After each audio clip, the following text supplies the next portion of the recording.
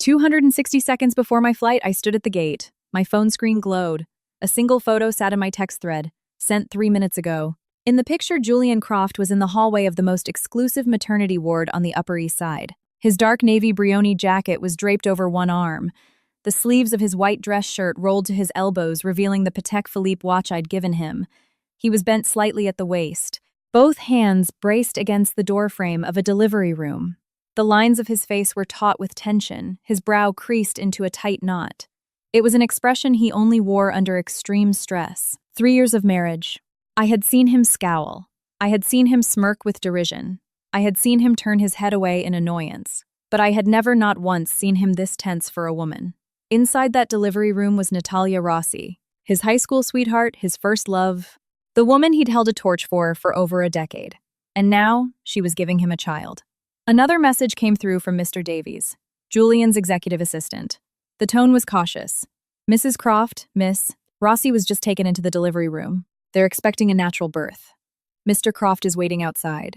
He silenced his phone and asked not to be disturbed by anyone. I read the message and let out a soft, humorless laugh. Not to be disturbed. Today was March 15th, mine and Julian Croft's 3rd wedding anniversary.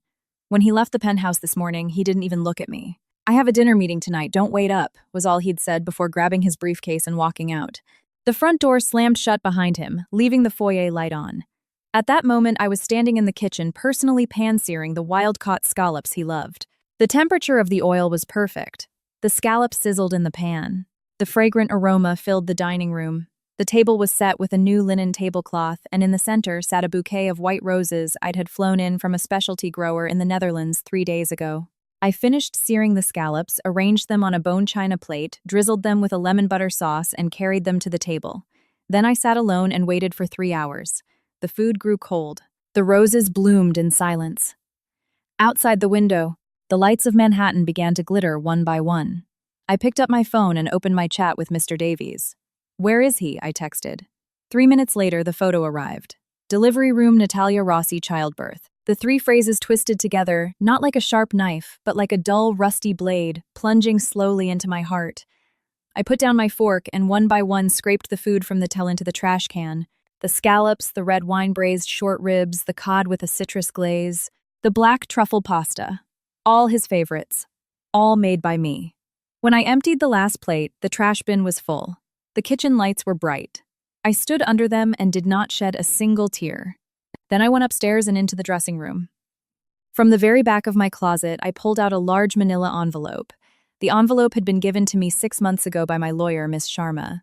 Inside were 7 notarized affidavits, 3 sets of bank transaction records, 2 sets of dashcam video stills, and a signed divorce agreement.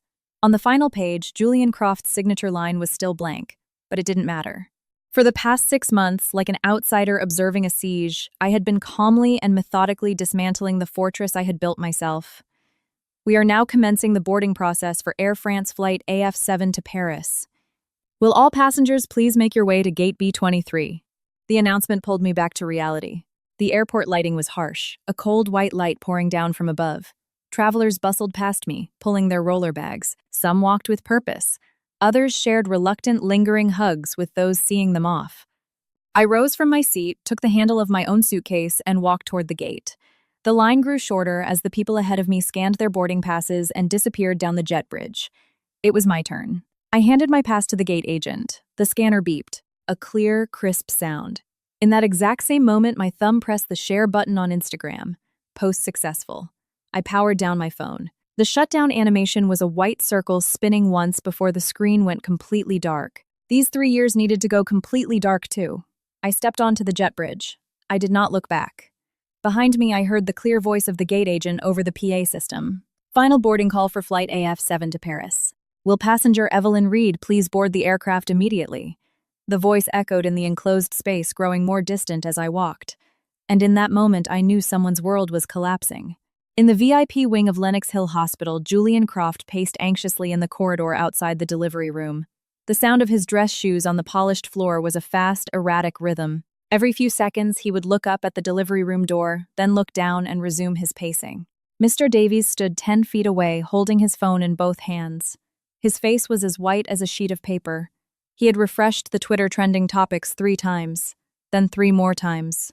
Hayes-Hone Croft Corp CEO Julian Croft's illegitimate child scandal. #2 Julian Croft caught at mistress's childbirth. #3 Evelyn Reed announces divorce. Each of the 3 topics was followed by a small, fiery red exploding icon. Mr. Davies's hands were trembling. He looked up at Julian, his lips moving, but no sound came out. Just then, the delivery room door opened. A nurse emerged holding a baby wrapped in a yellow receiving blanket. She wore a professional smile. "Mr. Croft, congratulations. Mother and baby are both healthy. It's a boy. 7 pounds, 3 ounces. Julian stared blankly for a second, then his face broke into a radiant smile. He walked over quickly and carefully took the baby. Looking down at the wrinkled little face, his eyes curved into crescents, filled with an irrepressible joy. "I have a son." He held the baby in his arms, his movements clumsy but exceptionally gentle. One hand supported the baby's head, the other cradled the bottom of the blanket. The baby squirmed in his arms, letting out a soft, reedy cry. Julian turned to his assistant, his smile even wider. "Davies, look at my son." His voice stopped abruptly. He had seen Mr. Davies's face. There wasn't a shred of joy on it. He was pale, as if he'd just walked out of a morgue, his lips trembling, the corners of his eyes red. Julian's brow furrowed. "What is it?" Mr. Davies opened his mouth, but his voice was strangled, as if squeezed from his throat. "Sir, your phone. Please look at your phone." "What phone can't you see? I'm holding my son." Julian turned away in annoyance, his gaze returning to the baby. He gently touched the baby's tiny fist with his finger. "Hey there. Say data." Sir Mr. Davies' voice suddenly rose, cracking with strain. "Mrs. Croft." She posted on Instagram. "She's revealed everything." Julian's movements froze. He slowly lifted his head. The smile was still on his face, but it was frozen a grotesque mask. "What are you talking about?" Mr. Davies held out his phone, the screen facing up blindingly bright. Julian, holding the baby with one arm, took the phone with his other hand. The moment his eyes fell on the screen, his pupils contracted violently. Trending #1. Croft Corp CEO Julian Croft's illegitimate child scandal. Trending #2.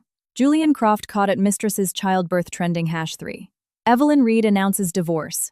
His fingers began to shake. He tapped on Evelyn's Instagram profile. 9 photos. The first photo, their marriage certificate. In the small photo against the red background, his expression was blank. Her eyes and mouth were curved into a joyous crescent. Photos 2 through 7, various pieces of evidence of his affair with Natalia. A CCTV still of them entering the Carlisle Hotel together. Dashcam footage of them kissing in his car. A copy of Natalia's obstetrics report with his name clearly listed under father. And today's photo, a shot of his back as he waited anxiously outside the delivery room. The 8th photo, the divorce agreement. The 9th photo, a single line of text. "Our 3-year marriage ends today. I wish you well on your own path. Don't ask if we will meet again." Post time and a minute ago. The post already had over 1,000,000 shares, 3,000,000 comments, and had surpassed 1 million likes. Julian's hand trembled violently. Before he could finish the sentence, his phone screen lit up with an incoming call. Harrison Croft. His father, the chairman. Before he could answer, another call came in. Catherine Croft, his mother. Then a third, a fourth, a fifth. The board of directors, major shareholders, the press. The calls came in like a burst dam. The phone vibrated maniacally in his hand, making his palm go numb. "Impossible," Julian muttered. She couldn't have known. He looked again at the photo of him outside the delivery room. The angle was from a window at the other end of the hall. A perfect vantage point to capture the entire scene. That angle. He whipped his head around to look at Mr. Davies, his eyes venomous. Mr. Davies took a step back, cold sweat beading on his forehead, his lips trembling too much to form a coherent sentence. "Sir, Mrs. Croft? Get out of my way." Julian roughly shoved the baby into the nurse's arms. The nurse, caught off guard, nearly dropped the infant. She cried out Mr. Croft as she scrambled to secure the baby. Julian had already turned and bolted. His dress shoes clattered sharply on the hospital corridor floor. He shoved open an emergency exit door and flew down the fire stairs, taking them 3 at a time. His knee slammed into the railing, but he felt no pain. There was only one thought in his mind. Evelyn. Evelyn could not leave. As he burst through the hospital's main entrance, his phone slipped from his hand and shattered on the marble floor. The screen cracked into a spiderweb of lines. But it was still on, still open to the trending topics page where the share count on Evelyn's post was climbing at a rate of several thousand per second. He didn't stop to pick it up. He ran to the parking garage, wrenched open the driver's side door of his Maybach, and gunned the engine. The tires left black marks on the pavement as the car shot forward like an arrow from a bow. The destination was JFK. The speedometer needle jumped from 0 to 60 inches, 3 seconds. And at that moment, through the window of Air France flight AF7, the lights of the city were becoming smaller and smaller. Evelyn Reed leaned back in her first-class seat and closed her eyes.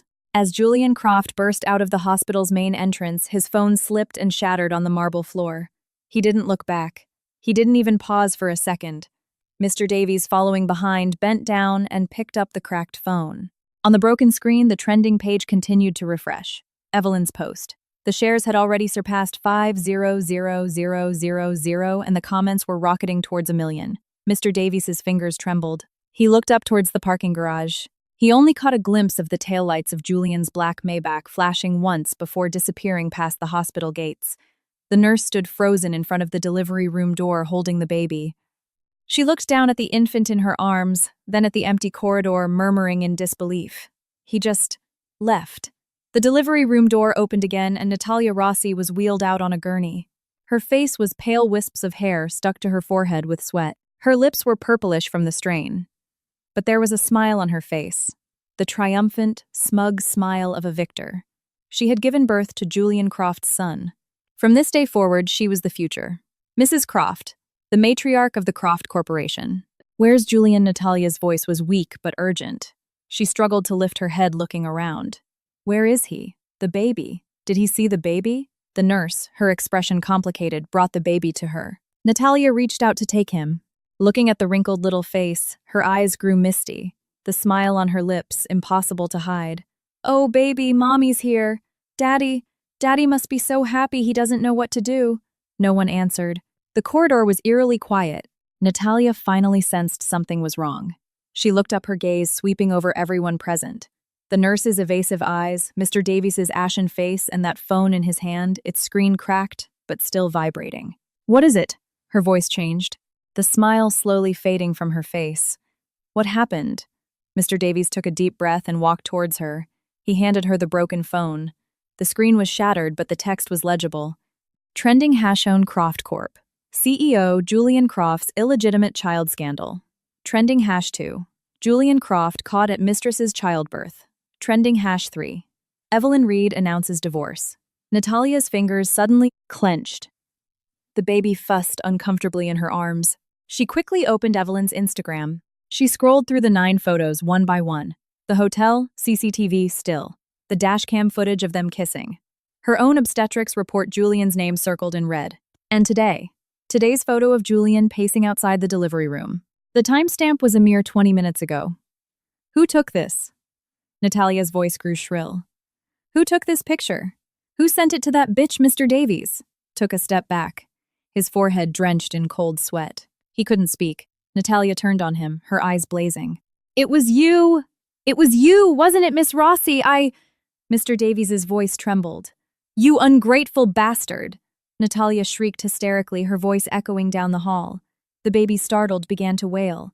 "Do you know how many years it took me to get to this day? Do you have any idea how long I've waited for this?" She struggled to sit up in the bed.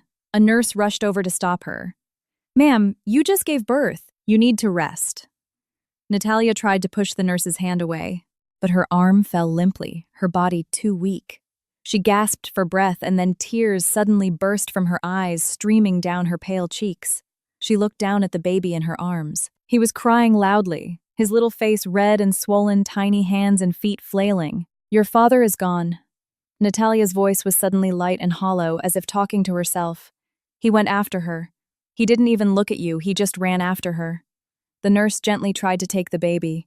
"Ma'am, the baby is crying so much, let me take him and get him some formula." Natalia clutched the baby tighter, her knuckles turning white. Her lips trembled as thick tears fell, darkening the blanket. "Julian Croft," she spat the name through gritted teeth.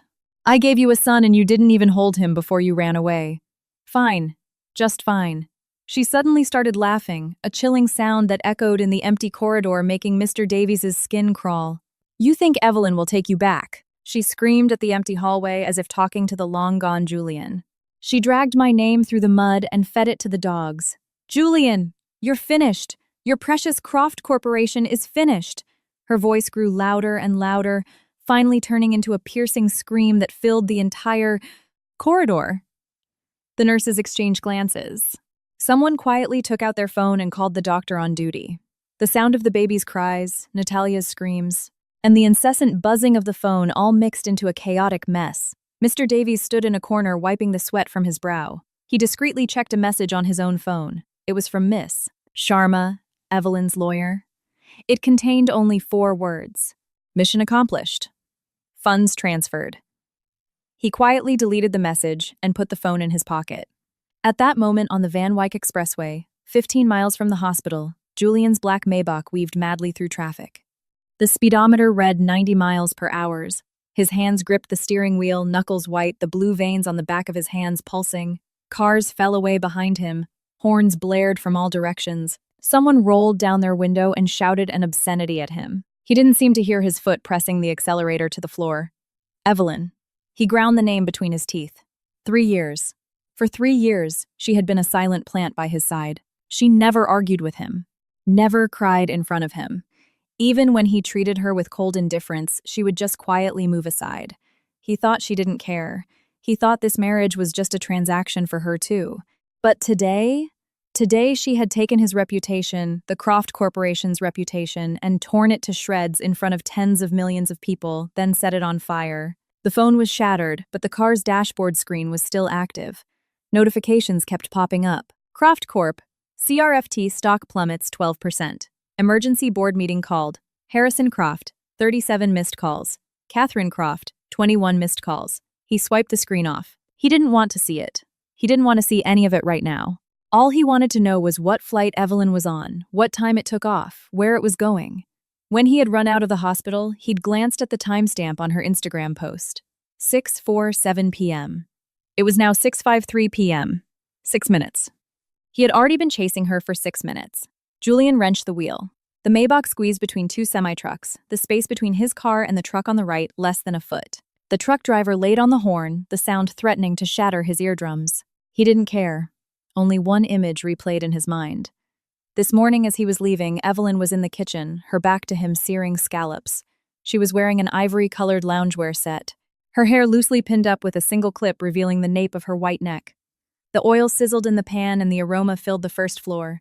He had paused for a moment as he passed the kitchen doorway. She had turned, smiled at him and said, "Will you be home for dinner?" He had said, "I have a meeting."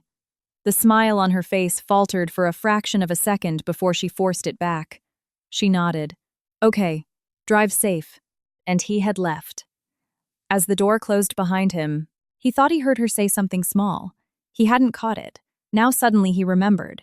She had said, "It's our anniversary, Julian." She had said it was their anniversary. Today was March 15th, their wedding anniversary. Julian's hand trembled so violently the car swerved on the highway, nearly crashing into the guardrail. He had remembered.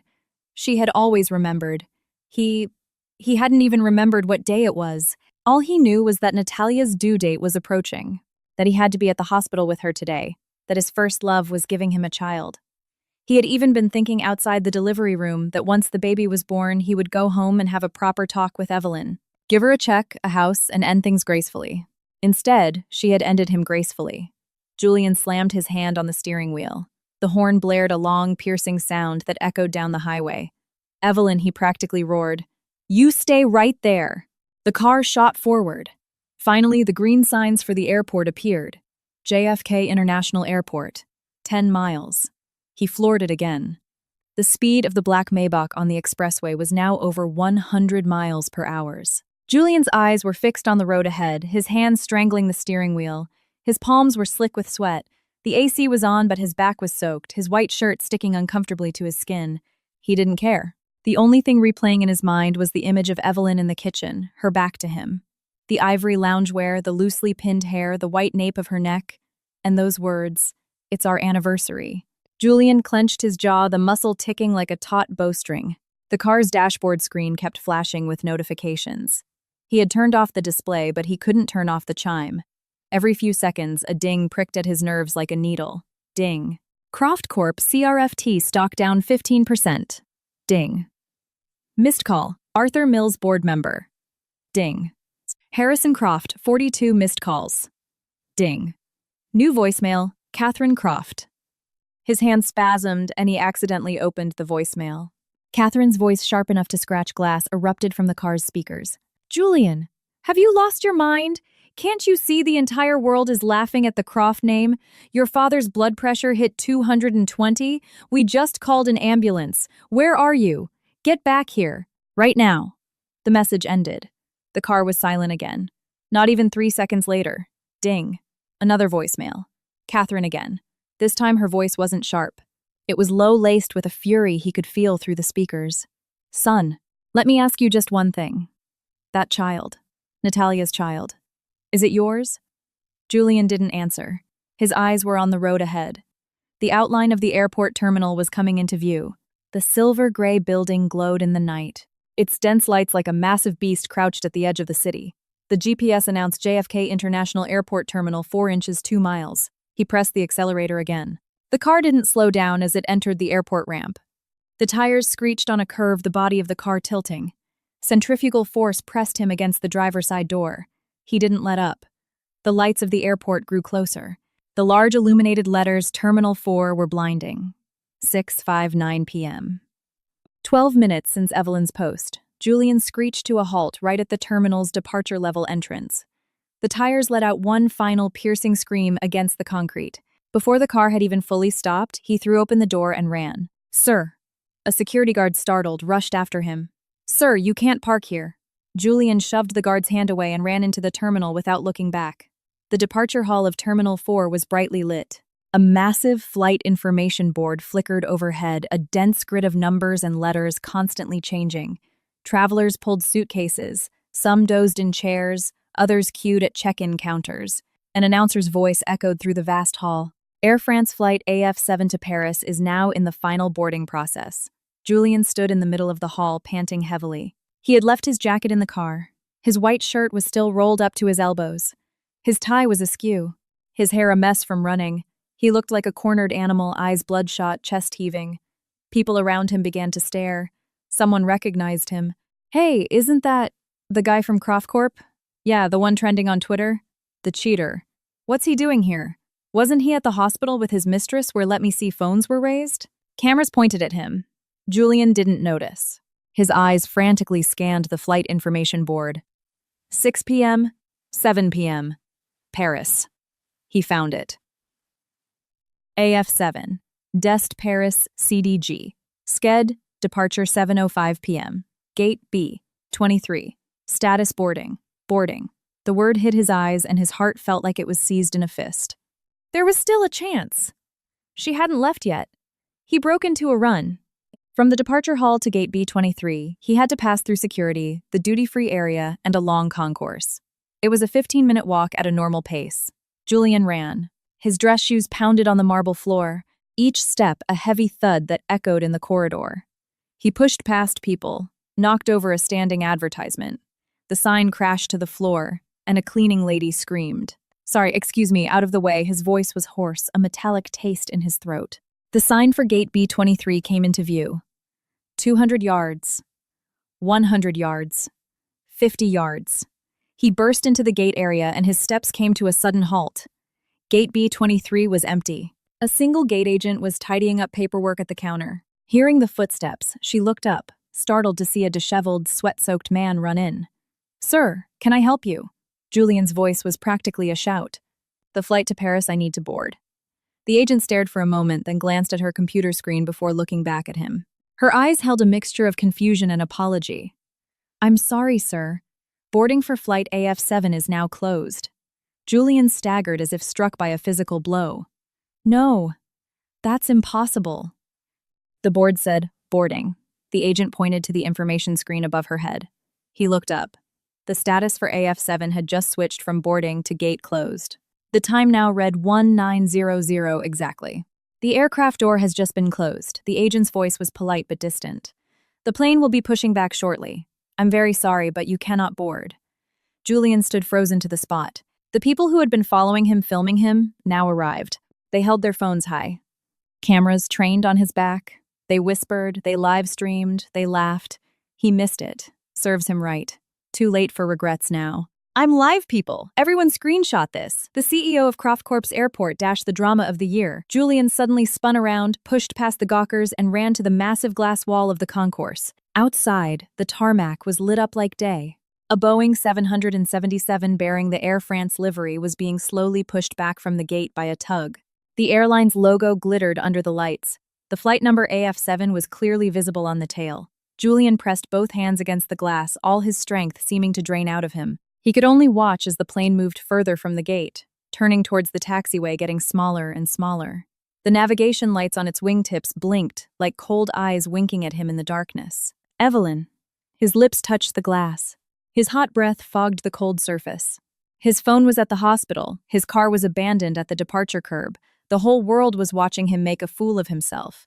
His father was in an ambulance because of his anger, and his company's stock had cratered. And he was standing here watching Evelyn's plane taxi to the runway, able to do nothing. Someone approached from behind. The footsteps were light, stopping about 10 feet behind him. "Sir?" It was Mr. Davies's voice. Julian didn't turn. Mr. Davies held something out. A new phone. The screen was on, displaying an active call. The caller ID read Anya Sharma. "It's Miss Sharma, Mrs. Croft's attorney," Mr. Davies said cautiously. "She says she has something to tell you." Julian slowly turned his gaze, falling on the phone screen. He took it and put it to his ear.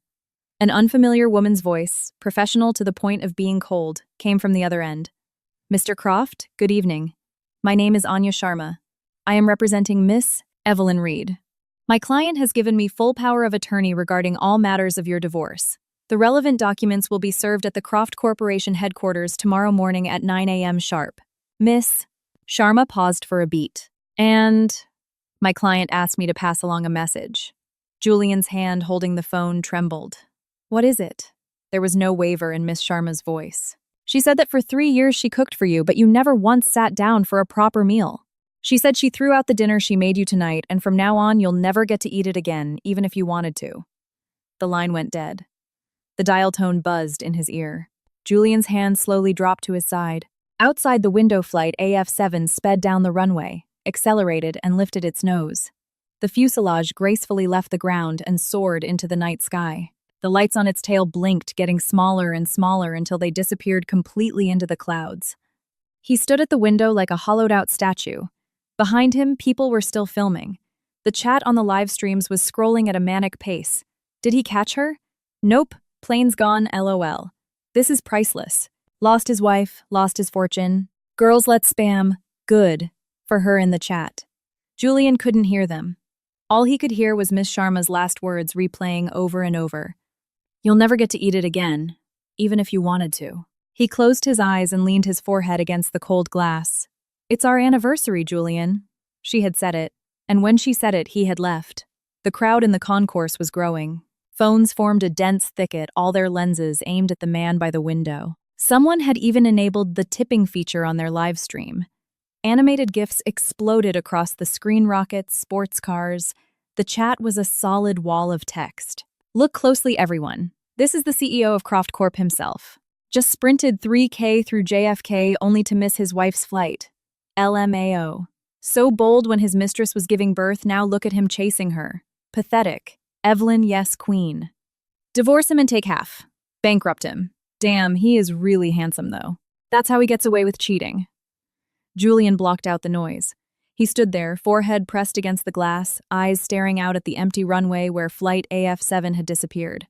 All that remained were a few faint stars, and the runway guide lights, which were now turning off one by one. Mr. Davies stood 10 feet behind him at a loss. He glanced at Julian's back then, at the growing crowd. The sweat on his forehead kept coming. He took a half step forward and lowered his voice. "Sir, there are too many people here. We should go. The car is still at the departure curb. Security said they'll tow it if we don't move it now." Julian didn't move. Mr. Davies gritted his teeth and stepped closer. "Sir, the chairman's office just called." He collapsed in the hospital. His blood pressure hit 230. "They're working on him now. Your mother said to come back immediately." Those words pierced Julian's consciousness like a needle. His body trembled slightly. Finally, a reaction. He slowly turned around. The crowd stirred. He's turning around. Oh my God, his eyes are so red. Did he cry? He totally cried.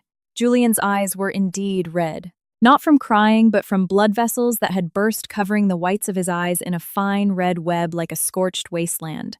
Dry, burnt, and lifeless. His hair was plastered to his forehead with sweat, his shirt was wrinkled, and his tie was thrown over his shoulder. The CEO of the Croft Corporation, the youngest, most golden scion of the city's business world, now looked like a stray dog fished out of the river. He raised a hand and slowly pushed his hair back from his forehead. And then he did something that silenced everyone. He knelt. Both knees hit the cold marble floor of the concourse with a dull thud. The noise of the crowd died instantly. Even the live chat on the streams seemed to pause. Mr. Davies froze his mouth agape. Julian knelt before the vast glass window facing the empty tarmac and the inky black sky. His back was straight, his hands hanging at his sides clenched into tight fists, his knuckles white. He said nothing, not a single word. But everyone understood. He wasn't kneeling for them or for their cameras or for their prying eyes. He was kneeling for the plane that had already left. For the woman on that plane, the woman he had neglected for 3 years. For the dinner that had been thrown in the trash. For the words he hadn't heard that morning. "It's our anniversary. Did you get that? Are you filming someone?" whispered. Rolling. "This is better than a movie." The live chat exploded again. He's kneeling. So what? Does that erase 3 years of neglect? Don't fall for it, ladies. A man's best acting is when he's on his knees. He does look pretty broken, though. Broken. He didn't look so broken when his mistress was having his kid. Julian knelt for 3 full minutes. Then he stood up. The movement was slow, as if his knees had locked. His body swayed once before he found his balance. He didn't look at anyone, walking straight to Mr. Davies and taking the new phone from his hand. The screen was still on, showing over 99 unread notifications, all from one person, Evelyn Reed. But they weren't messages sent to him. They were screenshots Mr. Davies had taken from Evelyn's private social media account. 3 years. 3 years of posts, all related to him. The first post, 3 years ago, March 15th, a photo of a hand holding a glass of red wine with a background of scattered rose petals. The caption, "Newlyweds." She had just married him then, her eyes brighter than the wine in her glass. The second post, June of that year, a photo of a plate of burnt scallops. The caption, "First time trying to make his favorite dish. A failure. He said he wouldn't eat it and to just have the housekeeper remake it. But I definitely saw a hint of a smile in his eyes. More practice needed." The third post, Thanksgiving that year, a photo of a table laden with food, scallops, steak, fish. The plating was exquisite. The caption, "I made all this today." He finally took a bite. Just one bite. But he ate it, followed by 3 smiling emojis. The fourth post, winter of that year, no photo, just a line of text. He said he felt sick today. I spent 4 hours making him chicken soup. He took 1 spoonful and said it was too bland, and told the housekeeper to make another pot. He didn't eat her soup either. I drank all of mine. It wasn't bland at all. Really. The 5th, 6th, 7th? Julian scrolled through them one by one. His hands trembled more and more. Under every post, there were comments. Jokes from mutual friends, pity from her best friend, condolences from strangers. But Evelyn never replied to anyone. She was just recording, quietly recording this marriage that only she was trying to uphold. The second to last post was 3 months ago. A photo of the cover of the divorce agreement. No caption. The last post was today, 6:46 p.m. No photo, no text. Just a single location tag. JFK International Airport, Terminal 4. Below the tag, the system had automatically displayed the distance. To Paris, 5,738 miles. Julian stared at that number, and then he started to laugh. The sound was squeezed from his throat, hoarse and dry, more painful to hear than crying. He laughed, and the corners of his eyes grew sore. He laughed, and the hand holding the phone shook violently. He laughed until he doubled over, like a beast that had been stabbed. 5, 7, 3, 8 miles. He whispered the number, his voice barely audible. "You put yourself in exile 5, 7, 3, 8 miles away just to get away from me." Mr. Davies stood beside him, not knowing what to say. He could only bow his head and pretend to look at the floor. Julian handed the phone back to Mr. Davies. His eyes were blood red, but he hadn't shed a tear. "Let's go," he said just those 2 words and turned to walk toward the terminal exit. The crowd parted for him. The phone cameras followed his back all the way to the departure curb. Julian's Maybach was still there, parked crookedly, the driver's side door wide open, the key still in the ignition. A security guard was on his phone, but seeing Julian approach, he quickly hung up and walked over. "Sir, this car." Julian pulled his wallet from his pocket and pressed a thick wad of cash into the guard's hand. "Have it towed. Anywhere." With that, he opened the back door and got in, leaning back against the seat and closing his eyes. Mr. Davies quickly got into the driver's seat and started the engine. The car slowly pulled away from Terminal 4. The crowd behind them was still filming the live chats, still scrolling, but Julian could no longer see them. He leaned back in his seat, eyes closed. The streetlights flickered across his face, light and shadow. His lips moved. Mr. Davies glanced in the rearview mirror but couldn't hear what he was saying. In fact, he was speaking. "It's our anniversary, Julian." Julian had finally heard it. But the person who said it was already 30000 feet in the air, 5738 miles away on a one-way flight to Paris. Lenox Hill Hospital VIP wing. Natalia Rossi lay in her hospital bed, staring blankly at the ceiling. The baby had been taken away by a nurse, leaving her alone in the room.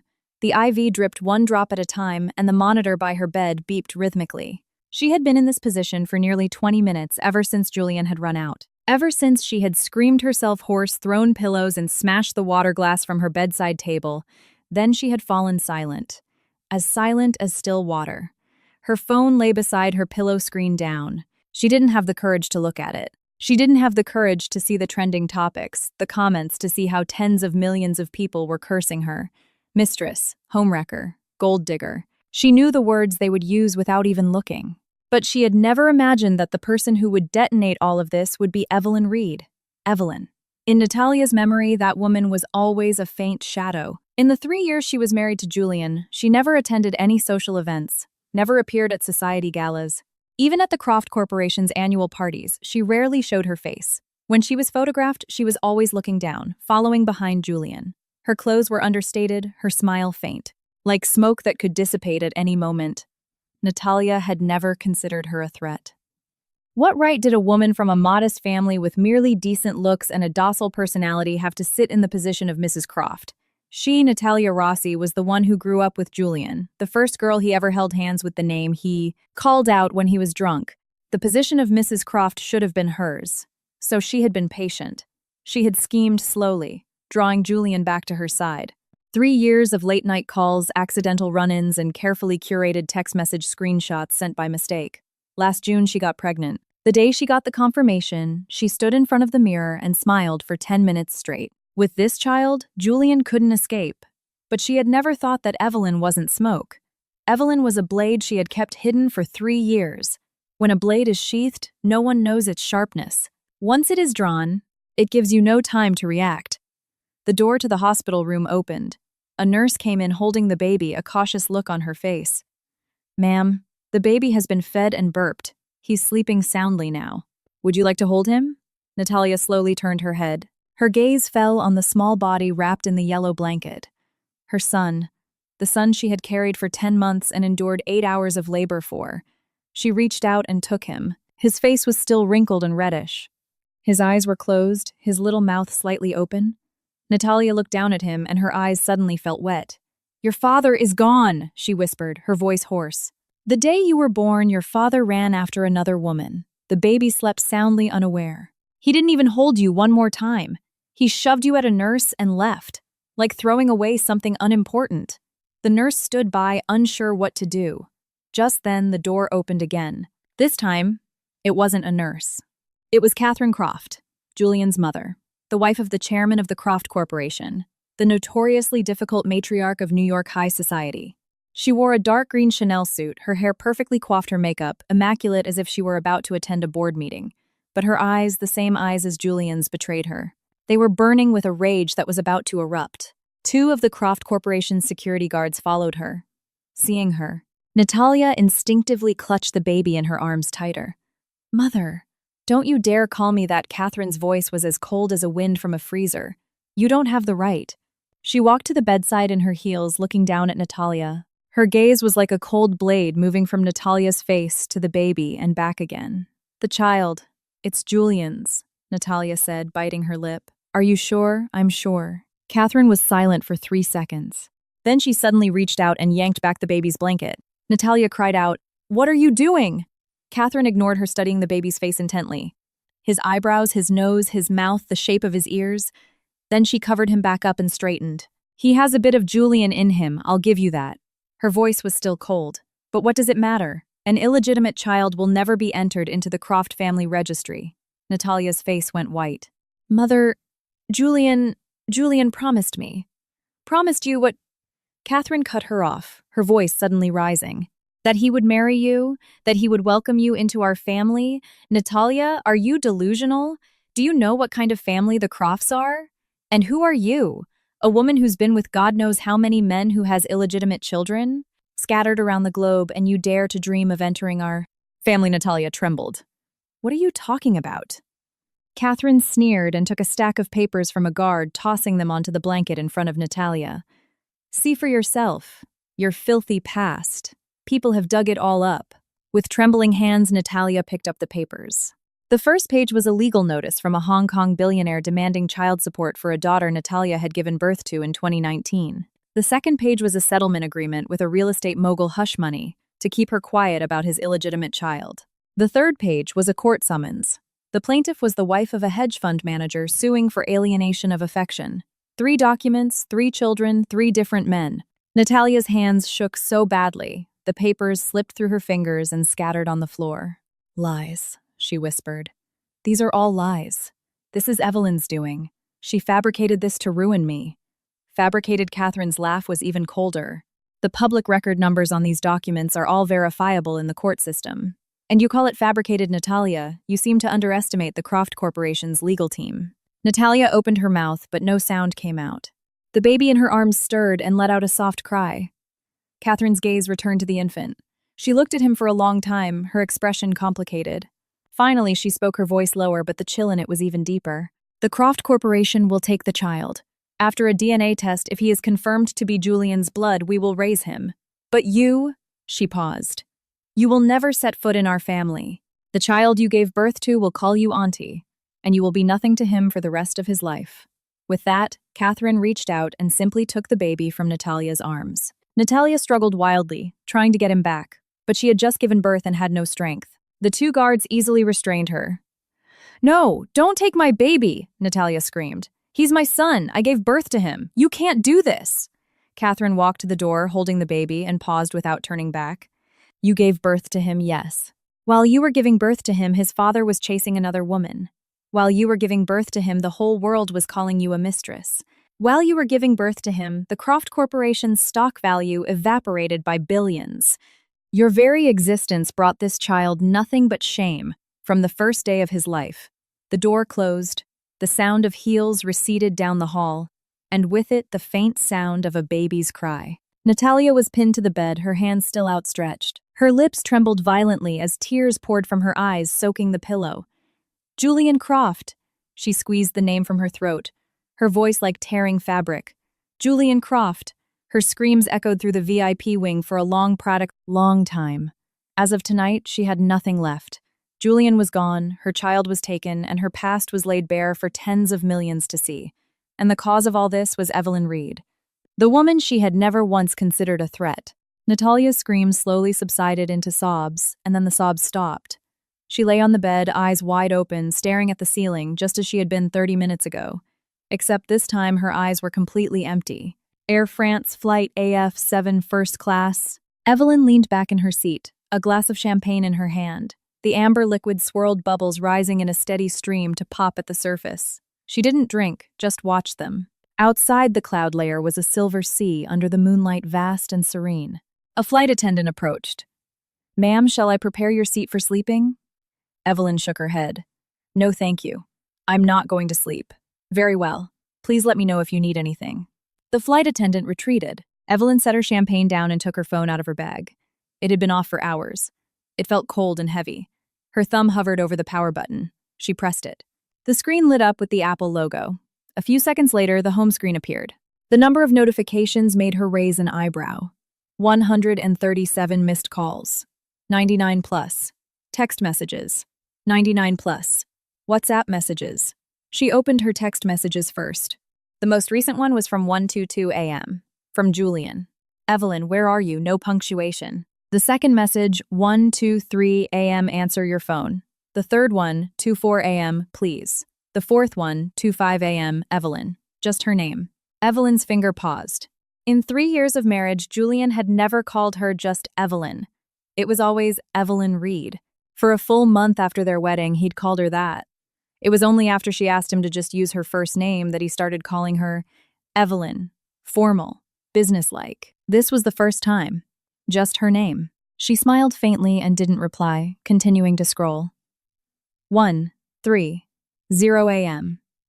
I've been sitting at the airport for 4 hours. 1:35 a.m. They tried to make me leave. I didn't go. 1:40 a.m. I bought a ticket for the next flight to Paris. It's tomorrow at 3 p.m. 1:45 a.m. I know you're on this flight. It's okay if you don't answer. I'm coming. Evelyn's finger stopped. The next flight. He bought a ticket. She opened WhatsApp. Julian's chat was at the top, showing 47 unread messages. She started from the beginning. The first message was from last night at 7:03 p.m., less than 10 minutes after she'd turned off her phone. Evelyn, what is the meaning of that Instagram post? Explain yourself. Davey sent you that photo, didn't he? Did you buy him off? How long have you been investigating this? About 20 minutes later. I've left the hospital. I'm on my way to the airport. Your phone is off. You're doing this on purpose, aren't you? The tone began to change. Evelyn, let's just talk. Don't leave. It's been 3 years. You can't just leave without a word. You have to at least give me a chance to talk to you face to face. I know I was wrong. I know I'm a bastard. But this isn't the way. You can't not even give me a chance to apologize. Evelyn, are you listening? You can't do this. Evelyn put down her phone and took a sip of champagne. It was cold, the bubbles popping on her tongue, tart and slightly sweet. In 3 years, she had learned many things. How to eat dinner alone in an empty mansion. How to smile under her mother-in-law's cold gaze. How to pretend she didn't see the tabloid photos of Julian and Natalia. But she had never learned to drink. Tonight was the first time. She discovered she could hold her liquor quite well. At least her hand didn't tremble as she read his messages. The phone vibrated again. A new WhatsApp message. Julian, sent at 3:00 a.m. I'm at the airport. A photo was attached. It showed the large glass window of the Terminal 4 departure hall. Outside was the late-night tarmac. In the reflection on the glass was the photographer. A man was sitting on the floor, his back against the glass, one leg bent, the other stretched out. His tie was loose, his shirt hopelessly wrinkled. The man was Julian. He was sitting in the exact spot where hours earlier he had knelt. Evelyn looked at the photo for a long time.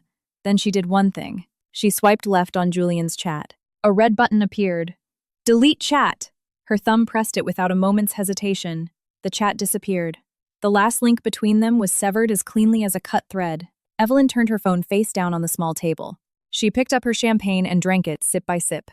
When a flight attendant passed by, she held up her empty glass and smiled. Another one, please. The flight attendant, surprised for a moment, smiled and nodded. Of course, ma'am. The champagne was refilled. Evelyn raised her glass to the sea of clouds outside the window. What was she toasting? To the 3 years of searing scallops in the kitchen. To the dinner that was thrown away. To the social media posts that never got a reply. To the words he didn't hear this morning. To the plane that was taking her 5,738 miles away. To the man with the crooked tie sitting on the airport floor. To the end. And to the beginning. The corners of her mouth lifted into a curve that grew and grew. Until it became a wide, bright smile. A smile she hadn't worn in 3 years. She smiled and the corners of her eyes grew a little red, but there were no tears. Not a single one. Croft Corporation Headquarters. Emergency board meeting. 4:00 a.m. The 6-8-story glass tower should have been dark, occupied only by security guards and cleaning crews. But tonight it was ablaze with light, from the parking garage to the lobby to the elevators. A dozen black sedans were parked out front.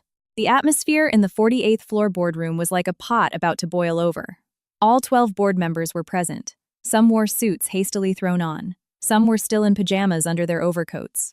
The ashtray in front of one director was already piled high with cigarette butts, but no one spoke. They were all waiting for 2 people. The first was Harrison Croft, founder and chairman of the Croft Corporation, Julian's father. According to his assistant, the chairman's blood pressure had shot up to 230 the moment the scandal broke. He had been rushed to Lenox Hill and had not yet been released. The second was Julian Croft, the CEO, the cause of this entire disaster. And he had yet to show his face. The boardroom door opened. Everyone looked up. It wasn't Julian. It was Catherine Croft, vice chairwoman of the Croft Corporation, Harrison Croft's wife, Julian's mother. She had changed out of her green suit from the hospital into a black power suit. Her lipstick was a dark blood red. There were dark circles under her eyes that even concealer couldn't hide, but her gaze was as hard as steel. Two assistants followed her, carrying thick binders. Catherine walked to the head of the table to Harrison's seat. She stood behind it, her hands on the table, and swept her gaze over everyone present. The chairman is still in the hospital. I will be presiding over this meeting. No one objected. Catherine Croft was no mere figurehead. She had helped build this empire with Harrison from the ground up. First, the stock price. She began her voice devoid of emotion. As of 7:03 p.m. this evening, 16 minutes after Evelyn Reed's Instagram post, our stock began to plummet. As of market close 30 minutes ago, the Croft Corporation has lost $5 billion in market capitalization. The air in the room froze. $5 billion in 3 hours. Next public opinion, she continued, taking a folder from an assistant. Of the top 10 trending topics on Twitter, 6 are related to us. Number: Julian Croft affair. Number: Croft Corp scandal. Number: Evelyn Reed divorce. Number: CRFT stock crash. Natalia Rossi exposed. Julian Croft kneels. We are number 1 on every platform. She threw the folder onto the table. In 37 years, the Croft Corporation has never been this famous. A marketing director spoke up. Madam Vice Chair, our priority must be crisis management. I propose we issue an immediate statement claiming the photos are fabricated and the rumors are malicious. The photos are real, Catherine cut him off. The director fell silent. The CCTV stills are real, the dashcam footage is real, the paternity test is real.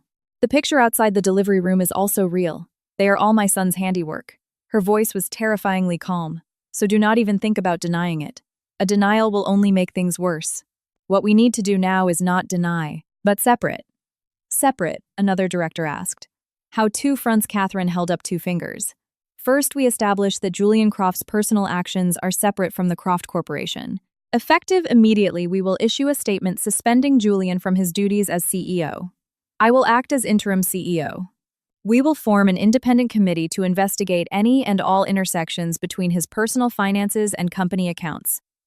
She paused. Second, Natalia Rossi. I want every negative piece of information about that woman spread far and wide. Her past lawsuits, her hush money settlements, her financial entanglements with other men. We don't even have to create it. The internet is already digging it up. Our job is to shift the media's focus from the Croft Corporation to her. Someone hesitated. Isn't that a bit cruel? The woman just gave birth. Catherine shot him a cold look. The child she gave birth to may be Croft blood. But I did not ask her to give birth to him. She chose her path. She must also accept its consequences. No one else spoke. Just as Catherine was about to continue, the door opened again. This time everyone stood. It was Harrison Croft. He wasn't in a wheelchair or being supported by anyone.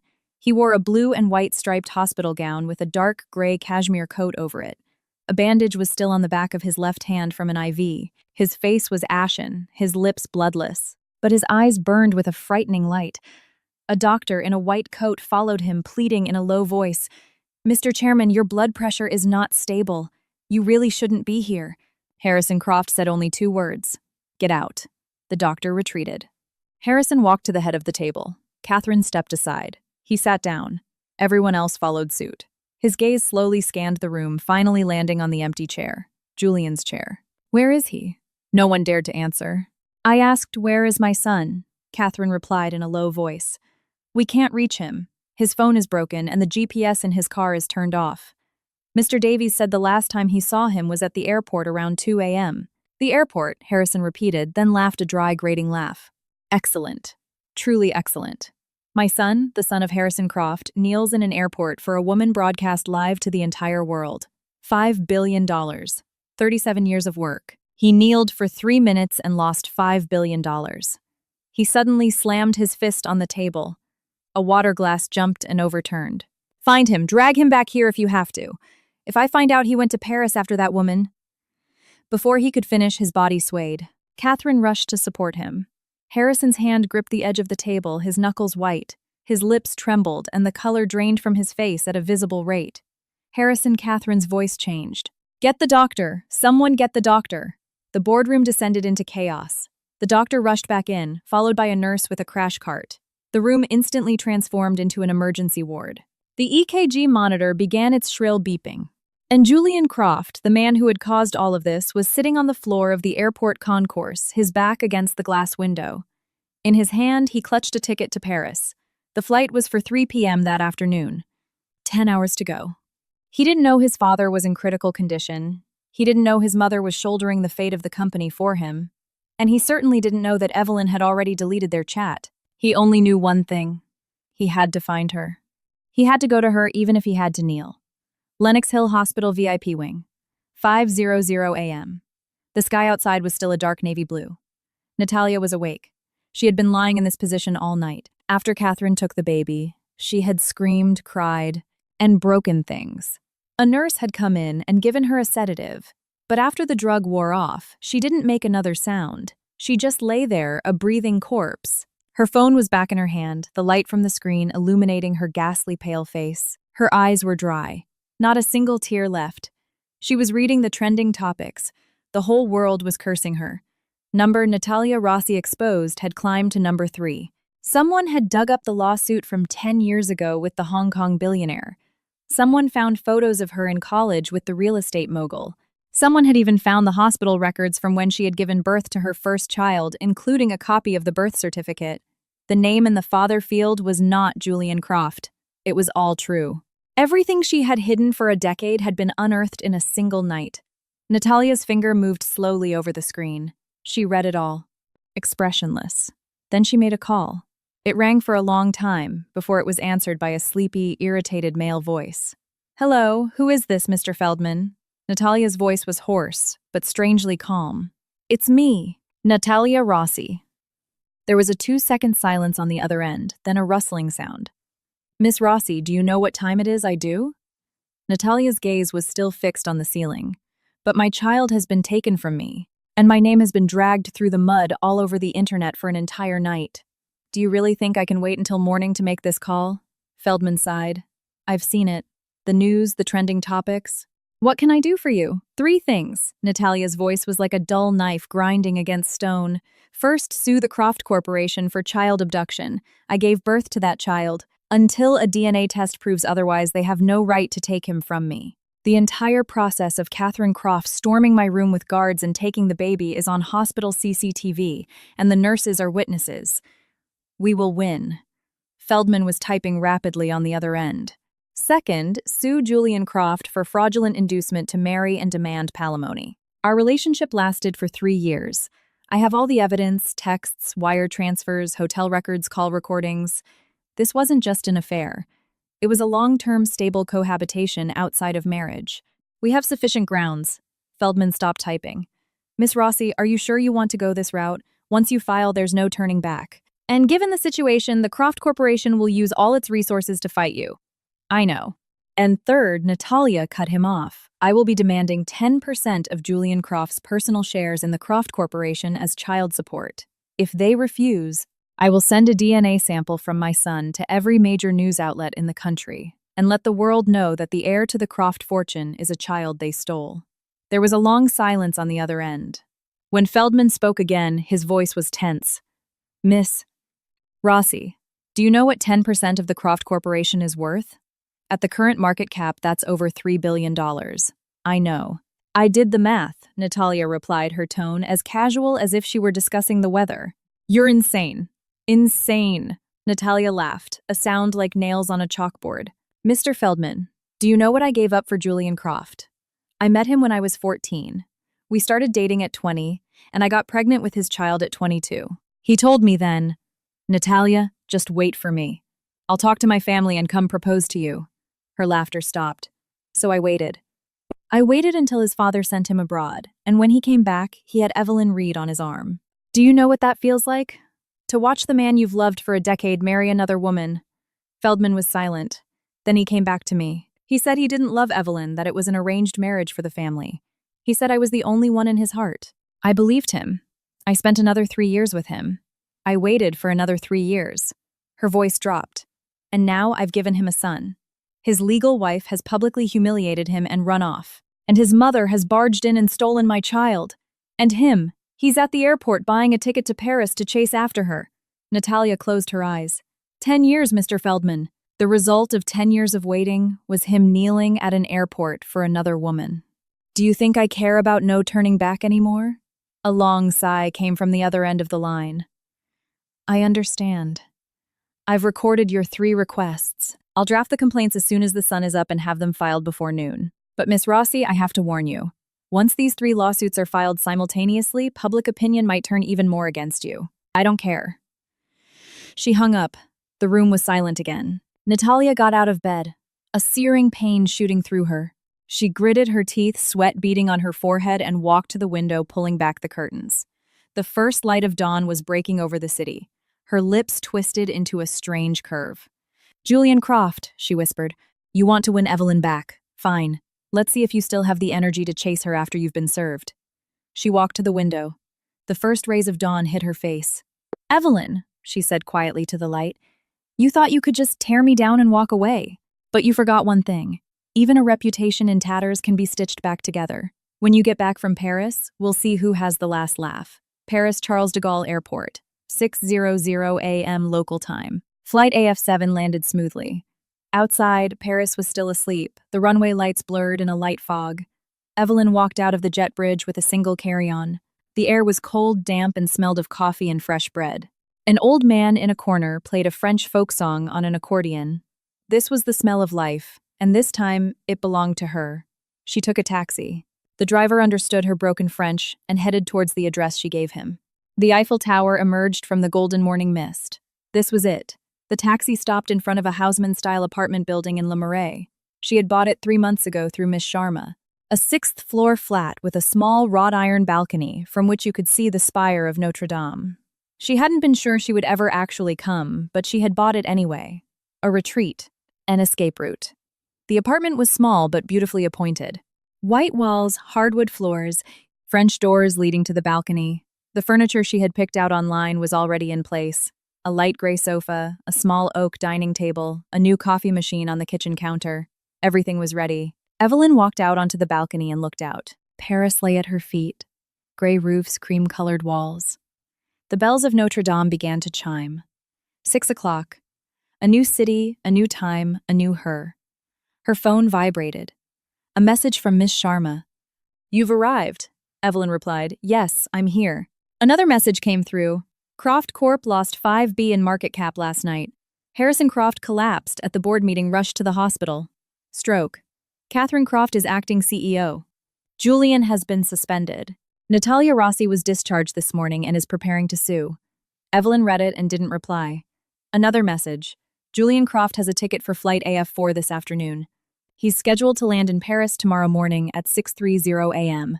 Evelyn stared at the message for a long time. Then she typed, What difference does it make if he comes, Miss Sharma? He'll want to see you. Evelyn, let him. Let him come. Let him find me, stand in front of me and say everything he wants to say. She paused, then continued typing. And then I'll close the door in his face. Miss Sharma sent back a thumbs-up emoji. Evelyn put her phone away and went inside. She unpacked her few belongings, some clothes, a pair of flat shoes, her passport, a bank card, and the manila envelope containing a copy of the divorce agreement, notarized asset transfer documents, and proof of ownership of 15% of Julian's personal shares in the Croft Corporation. She put the envelope in the bedroom safe and set a new combination 0315. Their anniversary and the day she left. Her phone rang. An actual call, not a notification. The caller ID read Julian Croft. She watched it ring. She didn't decline, but she didn't answer. It rang a dozen times and went to voicemail. 10 seconds later, it rang again. And again. On the 5th try, it stopped. A text message came through. I'm at the airport. 3 p.m. flight. I'll be in Paris tomorrow morning. It's okay if you don't want to see me. I will find you. Evelyn set her phone face down on the balcony railing and took a sip of her coffee. It was hot and bitter. She hadn't added sugar, but she smiled. Paris, the next morning, 6:15 a.m. Julian was the first person off the plane. He had changed into a black turtleneck sweater and dark gray trousers with a navy trench coat over them. He had shaved, his hair was neat. He didn't look like the wreck who had knelt at the airport. But his bloodshot eyes gave him away. He hadn't slept for 13 hours. Every time he closed his eyes, he saw her back in the kitchen, her unanswered social media posts, her thumb pressing, share. He knew one thing: he could not get a divorce. He had to get her back no matter the cost. He showed the taxi driver the address in Le Marais, an address he had spent all night leveraging the Croft Corporation's annual legal retainer to pry from Miss Sharma's firm. The taxi stopped. He got out and looked up at the 6th floor. He could see a white flower pot on the wrought iron balcony. The French doors were closed, the curtains half drawn. No lights were on inside. She was in there. He knew it. He went inside and climbed the spiral staircase, his every step heavy. He stood before the white wooden door. He knocked. No answer. He knocked again, harder. Still nothing. His hands started to shake, not from cold, but from fear. Fear that she wasn't there. And even greater fear that she was, and she wouldn't open the door. He called her number. It rang. Not off, not busy. It rang. And then she picked up. Silence. But he could hear her breathing soft and even. Evelyn, his voice was a raw whisper. It's me. I'm outside your door. Silence. I know you're in there. Please just open the door. Let's talk face to face. Just once. After we talk, if you still want me to leave, I'll go. Finally, a sound from the other side. Not a voice, but footsteps.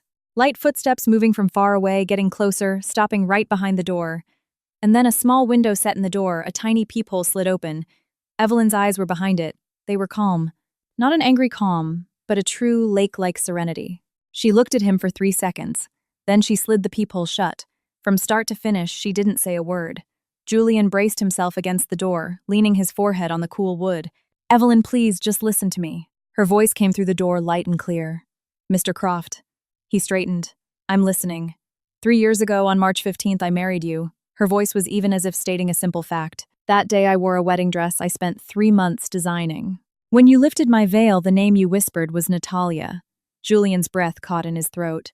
On our wedding night, you slept in your study. I thought you were tired. I later found out you were on the phone with Natalia. For 2 hours. Stop. On our first anniversary, I cooked a feast. You said you had to work late. I later saw the dashcam footage Mr. Davies sent me. You spent the entire night at Natalia's apartment. I said stop. On our 3rd anniversary. Her voice remained perfectly steady. That is, 2 days ago. I was searing scallops in the kitchen. You walked past. I asked, will you be home for dinner? You said, I have a meeting. I said, it's our anniversary, Julian. You didn't hear me, did you? I heard you, he choked out. I heard you. A soft laugh came from behind the door, the sound piercing his ear like a needle. You heard me, and you left anyway. The hallway fell silent. Julian leaned his head against the door again, his shoulders shaking. I'm sorry, his voice was a strangled rasp. Evelyn, I am so sorry. No response.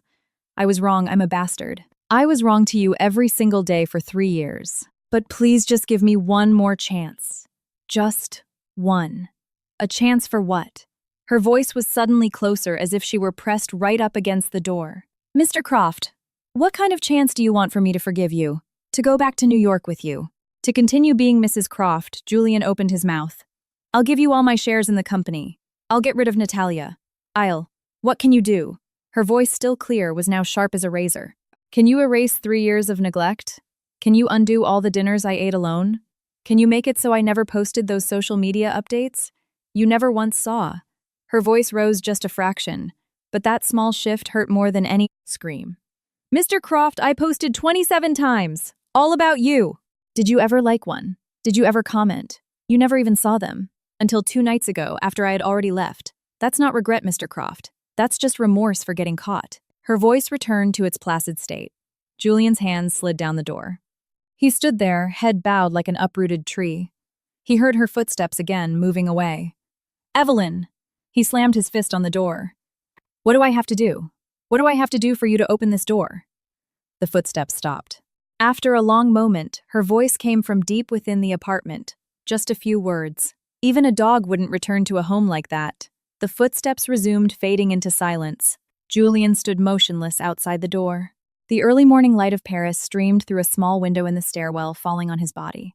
The city was waking up, but Julian's world had gone completely dark. His phone vibrated. A call from Mr. Davies. He answered, his voice a broken thing. "What is it?" Mr. Davies's voice was frantic. "Sir, a summons just arrived from the court. Miss Rossi is suing you for fraudulent inducement and palimony, and she's filed a motion to freeze your shares in the company. You have to come back immediately." Julian, phone in hand, slowly turned and gave the closed door one last look. Then he turned and walked down the stairs. On the 6th-floor balcony, Evelyn stood, a cup of black coffee in her hand. She watched the back of the man in the navy trench coat exit the building, hail a taxi at the corner, and disappear. She took a sip of her coffee. Still hot, still bitter. She pulled out her phone, opened her contacts, and found his name. 3 taps on the screen. Delete contact. Confirm. The name vanished. She tossed the phone into the white flower pot in the corner of the balcony and went inside. She put on a pair of sneakers, grabbed her keys and wallet, and went downstairs. The woman in the bakery smiled and handed her a fresh croissant. Evelyn took a large bite. The flaky crust shattered in her mouth. It was warm, soft, and sweet. Chewing, she pushed open the door and walked out into the Paris morning. Behind her, the small bell on the door chimed a sound like welcome, a sound like a new story is beginning.